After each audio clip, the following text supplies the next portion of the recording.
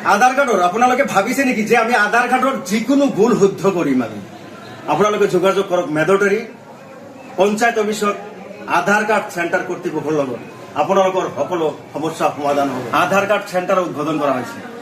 এই আধাৰ কাৰ্ড চেণ্টাৰত 0ৰ পৰা আৰম্ভ কৰি 18 বছৰ বয়সলৈকে আপোনালোকে নতুনকে আধাৰ কাৰ্ড বনাব পাৰিব। মেদৰটাৰী পঞ্চায়ত অফিসত আধাৰ কাৰ্ড চেণ্টাৰ উদ্বোধন কৰা হৈছে। এই আধাৰ কাৰ্ড চেণ্টাৰত 0ৰ পৰা আৰম্ভ কৰি 18 বছৰ বয়সলৈকে নতুনকে আধাৰ কাৰ্ড আপোনালোকে বনাব পাৰিব। আপোনালোকৰ কাৰণে লৈ আহিছো ভাল খবৰ। আৰু যিসকলৰ 5 বছৰৰ পৰা আৰম্ভ কৰি 15 বছৰলৈকে যিসকলৰ এতিয়ালৈকে বায়োমেট্ৰিক হোৱা নাই সেইসকলে নতুনকে বায়োমেট্ৰিক আপডেট দিব পাৰিব মেদৰটাৰী পঞ্চায়ত অফিসত আধাৰ কাৰ্ড চেণ্টাৰৰ পৰা। আপোনালোকে যোগাযোগ কৰক। এই মেদৰটাৰী পঞ্চায়ত অফিসত যি আধাৰ কাৰ্ড হ'ব উদ্বোধন কৰা হৈছে আধাৰ কাৰ্ড চেণ্টাৰ, এই চেণ্টাৰৰ কৰ্তৃপক্ষৰ লগত যোগাযোগ কৰক। নতুনকে 0ৰ পৰা আৰম্ভ কৰি 18 বছৰ বয়সলৈকে আপোনালোকে আধাৰ কাৰ্ড বনাব পাৰিব। আৰু যিসকলৰ আধাৰ কাৰ্ডত নাম ভুল হৈছে সেইসকলে যদি ইচ্ছা কৰিছে যে আমি সেই নামবিলাক শুদ্ধ কৰিম, নিশ্চয়কৈ এই চেণ্টাৰত যোগাযোগ কৰিলে আপোনালোকে আধাৰ কাৰ্ডত নাম শুদ্ধ কৰিব পাৰিব। আৰু যিসকলে 5 বছৰৰ পৰা আৰম্ভ কৰি 15 বছৰলৈকে এতিয়ালৈকে কোন ল'ৰা ছোৱালী বা তেওঁলোকৰ আধাৰ কাৰ্ডত এতিয়ালৈকে বায়োমেট্ৰিক হোৱা নাই সেইসকলক আমি কৈ আছো আপোনালোকে যোগাযোগ কৰক। নিশ্চয়কৈ আধাৰ কাৰ্ড কৰ্তৃপক্ষৰ যিসকল লোক আছে তেওঁলোকৰ লগত যোগাযোগ কৰক, আপোনালোকৰ বায়োমেট্ৰিক আপডেট দিব পাৰিব। আপোনালোকৰ কাৰণে লৈ আহিছো ভাল খবৰ।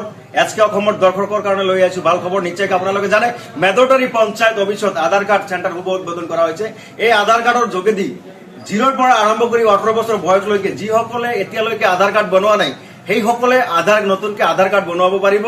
আৰু 5 বছৰৰ পৰা আৰম্ভ কৰি 18 বছৰ বয়সলৈকে 15 বছৰ বয়সলৈকে যিসকলে এতিয়ালৈকে বায়োমেট্ৰিক আপডেট দিয়া নাই সেইসকলে অতি সোনকালে আপোনালোকৰ আধাৰ কাৰ্ড যে বায়োমেট্ৰিক আছে আপডেট দি লওক।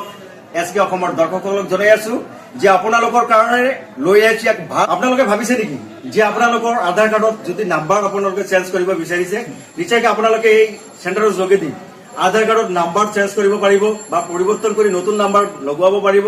আৰু আপোনালোকে যিসকলৰ কেয়াৰক মানে দেউতাকৰ নাম বা মাকৰ নাম আধাৰ কাৰ্ডত ভুল আহিছে সেইবিলাকো আপোনালোকে শুদ্ধ কৰিব পাৰিব বা আপডেট দি শুদ্ধ কৰি ল'ব পাৰিব। আপোনালোকে যোগাযোগ কৰক এই আধাৰ কাৰ্ড চেণ্টাৰ কৰ্তৃপক্ষৰ লগত। আৰু ফোন নাম্বাৰ আপোনালোকে যদি ভাবিছে যে আধাৰ কাৰ্ডত কোনো কাম কৰিব পৰা নাই বা আধাৰ কাৰ্ডৰ যোগেদি ক'ৰবাত গ'লে OTPৰ প্ৰয়োজন হৈ যায়, আপোনালোকে নতুনকে ফোন নাম্বাৰ যোগ কৰিব পাৰে বা আপডেট দি ল'ব পাৰে।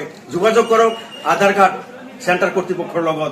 মানুহে এই আধাৰ কাৰ্ড লৈ হাবাথুৰি খাই আছে।